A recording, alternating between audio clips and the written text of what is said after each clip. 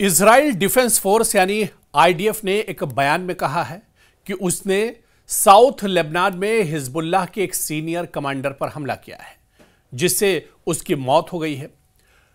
आपको बताते चलें कि बीते दिनों जारी बयान में कहा गया है कि हिजबुल्लाह के साउथ मोर्चे के हेडक्वार्टर के लॉजिस्टिक कमांडर अब्बास हसन कारकी, जो दिचड़ी लेबनान के नबाती इलाके में मारे गए हैं।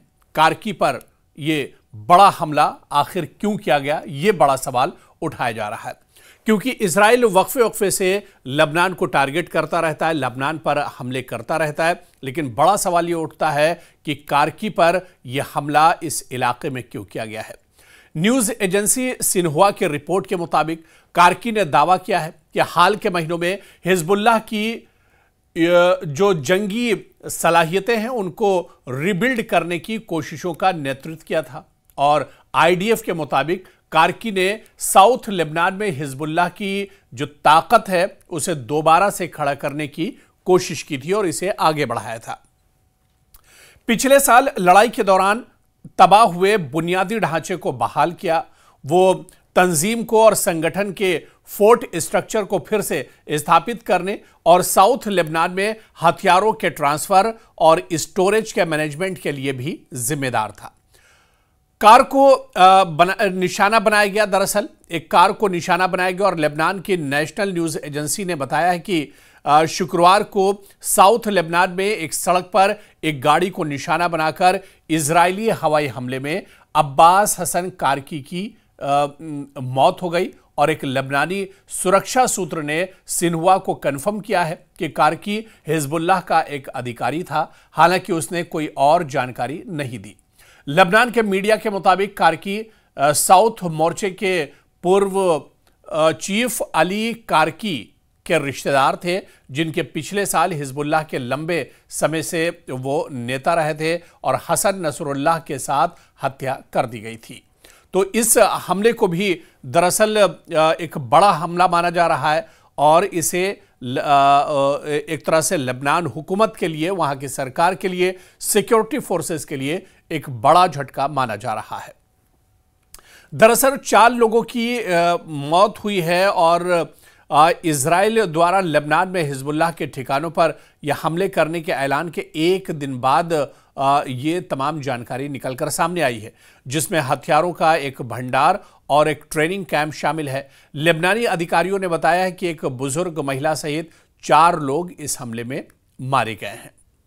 उधर इजराइल ने बुधवार को साउथ लेबनान में हिजबुल्लाह के एलीट रेडवान फोर्ट के एक प्लाटून कमांडर की हत्या की भी घोषणा की है।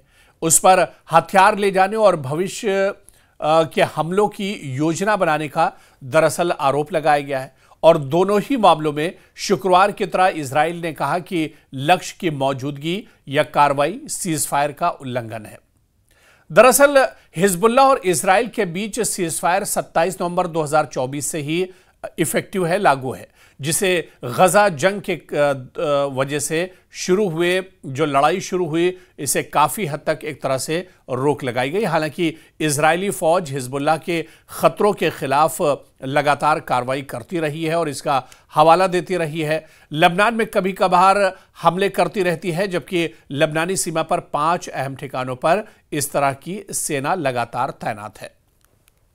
तो एक बार फिर से इजराइल ने यह बड़ा दावा किया है कि उसने लेबनान को एक बड़ा धचका दिया है, बड़ी चोट दी है, और आईडीएफ ने बाकायदा ये अपने बयान में कहा है कि साउथ लेबनान में हिजबुल्लाह के सीनियर कमांडर पर उसने हमला किया है और उसे मौत के घाट उतार दिया है।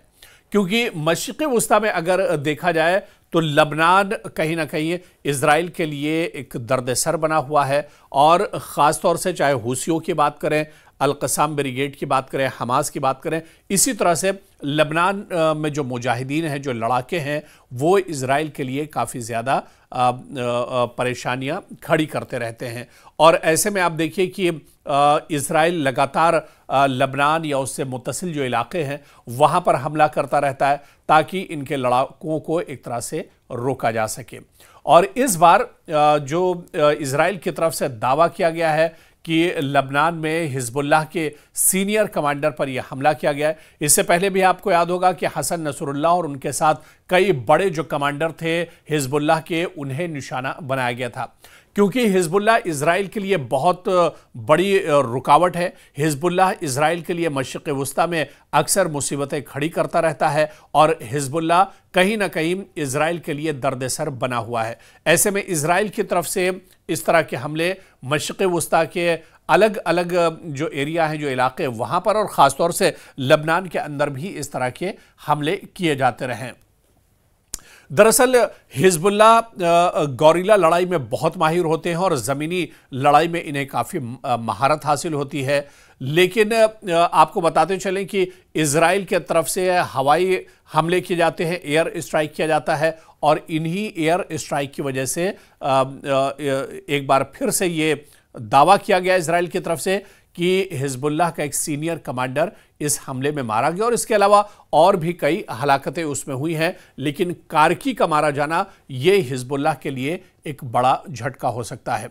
दरअसल लबनान की भी अगर बात करें, लबनान और हिजबुल्लाह को घेरने के लिए इजराइल दरअसल बड़े पैमाने पर रेकी कराता है।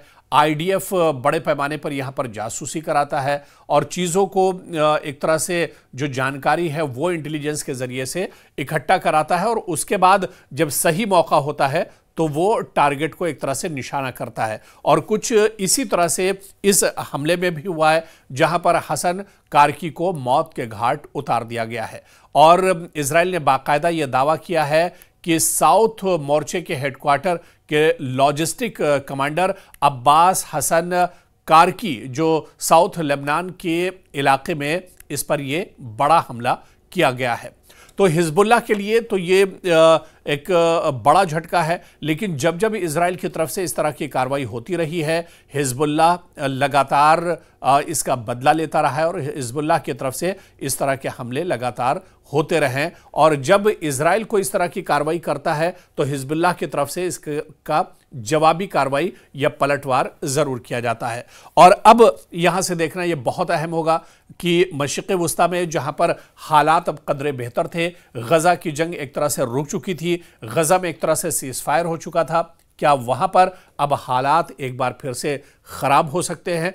क्या कारकी की मौत के बाद, हलाकत के बाद, जिस तरह से उन पर यह हमला किया गया है, उसके बाद हिजबुल्लाह अब कोई बड़ी कार्रवाई कर सकता है? हिजबुल्लाह इजराइल पर कोई बड़ा अटैक कर सकता है? क्योंकि हिजबुल्लाह ईरान जंग के बाद एक तरह से और ज़्यादा मजबूत हुआ है। बीच में हिजबुल्लाह ने इजराइल पर ताबड़तोड़ हमले शुरू किए थे, उसके बाद हिजबुल्लाह की तरफ से एक तरह से खामोशी थी। लेकिन क्या अब हिजबुल्लाह की यह खामोशी टूटेगी और मशरिक़ वुस्ता में जंग का एक नया दौर शुरू हो सकता है? क्योंकि इजराइल ने जिस तरह से यह हमला किया है, इस हमले का क्या बदला मुस्तकबिल में और आने वाले दिनों में हिजबुल्लाह एक तरह से लेगा, यह देखना भी अहम होगा।